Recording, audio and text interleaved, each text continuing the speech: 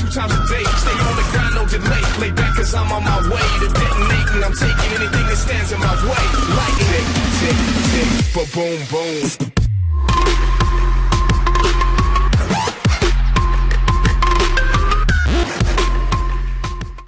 Greetings, ladies and gentlemen. This is Renegade Operative here, and I wanted to share my overall experience with a gaming platform that I never in my wildest dreams ever planned to invest in.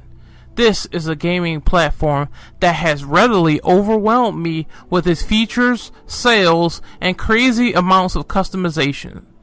This platform is specifically the PC, and I will share to you my overall thoughts on being a PC owner months later and why I personally think you should invest in it, and sharing my experience when it came to building my PC in general.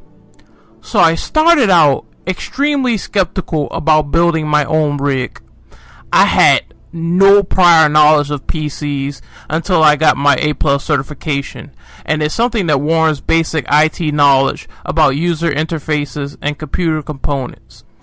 I always had the jitters with opening the insides of these things and operating with them, and it made things sort of come to a grind in my brain and say, when I build this PC, I have the very possibility of fucking it up. I was pondering this for a while. I was thinking that I could fuck up thousands of dollars if I'm not careful. If you're going to build a PC, you naturally follow the guidelines. Anti-statics, anti-static mat, wristband, being very slow and methodical, and looking at a lot of tutorials because that helped me as well. Eventually, I got this baby running. And even after an anxiety-filled session of 2 days just trying to tinker with the motherfucker and get the motherboard inside the case with ease, I managed to build it successfully. Things began slow for me though. I had to build up a collection, of course, of games to play. So I snagged up plenty of games from the Xmas sale of 2014. Some of which were games I already played before, but I already knew what I was rebuying these games for. I knew the true test was seeing how these games operated fully on my rig as opposed to the routine 7th generation console. Let me be the first to tell you, after setting everything up, what I saw initially was mesmerizing. As the time went on, it just only seemed to never slow down in terms of performance. I got Sleeping Dogs originally on the PS3, but this version was at a solid 60 FPS, excellent performance, and before I was so used to playing Sleeping Dogs at about 30 FPS. But this was just out of this world good. The textures were silky smooth, and the big feature is just the amount of customization that you can do on these PC games. You can refine your experience. You can make your experience go for better or for worse with differing settings. I have a GTX 970, so I wanted to make sure everything was on high as much as possible.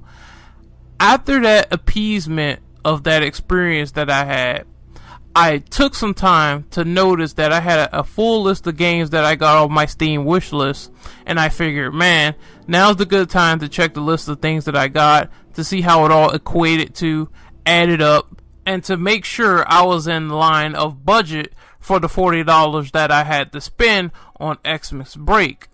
And it seemed that after grabbing such a shit ton of things to play, I reckoned that I copped 10 full price games within my $40 budget, all due to this insane Christmas sale that they had going on. It was almost like being in the pearly white gates of heaven. Things that made me more excited to turn on my personal computer after dumping my old XP desktop. Things that made me appreciate how much money I poured into this rig despite the serious reconsideration of it at the last minute. I had to do one final test just to be sure. And I wanted to embrace myself around the feature of backwards compatibility. As you all know, this is a feature that I'm quite peeved got taken out of the 8th generation of consoles. Naturally, this involved emulating a variety of titles to see how they lived up to their PS2 counterparts here or there.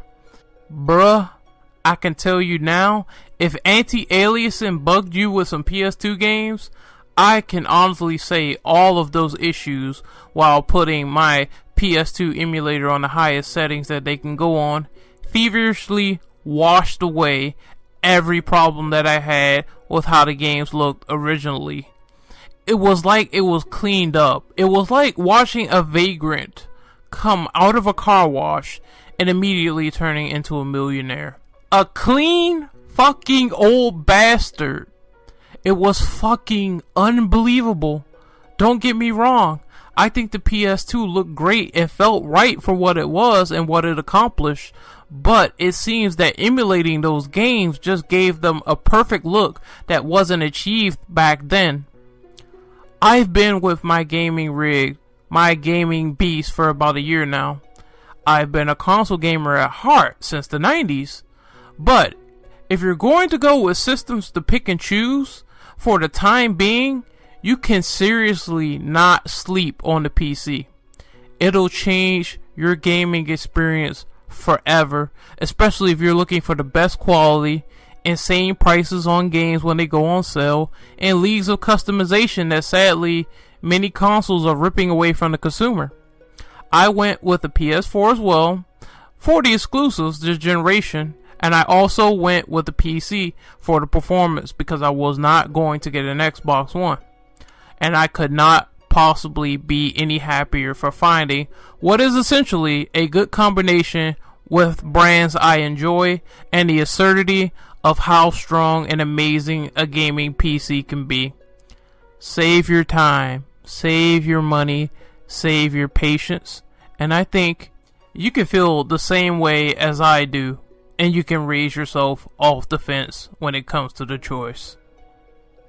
This is Renegade Operative signing off. I hope you enjoyed my experiences getting into PC gaming, how I got into it, and how I felt overall about the performance and capabilities of PC gaming. And I hope you guys enjoy the next video that I have planned. Peace.